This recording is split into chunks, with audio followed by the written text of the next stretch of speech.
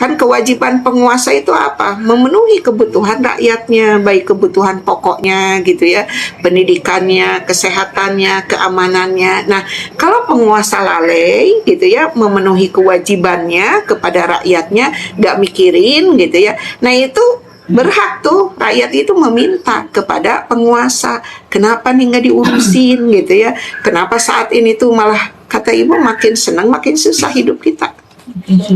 Makin susah kan gitu ya, serba naik, apa aja naik gitu kan, ibu-ibu gitu ya.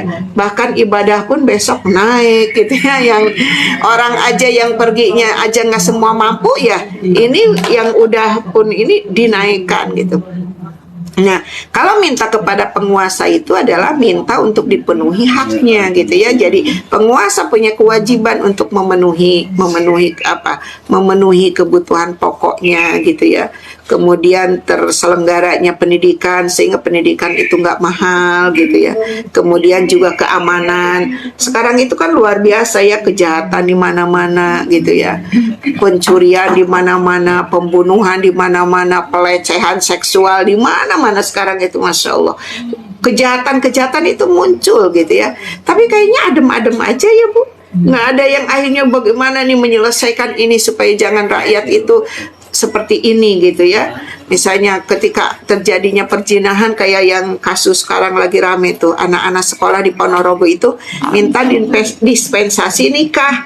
Karena apa? Bukan karena pengen nikah, karena sudah hamil di luar pernikahan, udah hamil duluan gitu sebelum nikah. Nah, tapi mereka nuntut haknya untuk tetap bisa sekolah. Maka mereka minta dispensasi gitu ya, walaupun dia udah menikah, dia terus masih bisa belajar. Tapi kan itu hamilnya juga bukan hamil karena pernikahan gitu, hamil karena apa? Pergaulan bebas. Nah, saat ini kan nggak ada yang ngejaga, seakan-akan terserah aja gitu ya. Kayak kemarin juga ada anak usia 8 tahun memperkosa anak TK. Bayangkan, anak 8 tahun udah bisa begitu. Karena apa? Harusnya tuh kan terpenuhi ini, rakyat itu harus aman karena semua orang sekarang megang HP. Kalau mungkin dipegang oleh orang dewasa yang sudah berakal, yang sudah tahu mana yang boleh dibuka, mana yang enggak, itu mungkin aman walaupun enggak semuanya aman ya. Tapi kalau sama anak kecil sekarang semua megang HP. Yang dibuka apaan?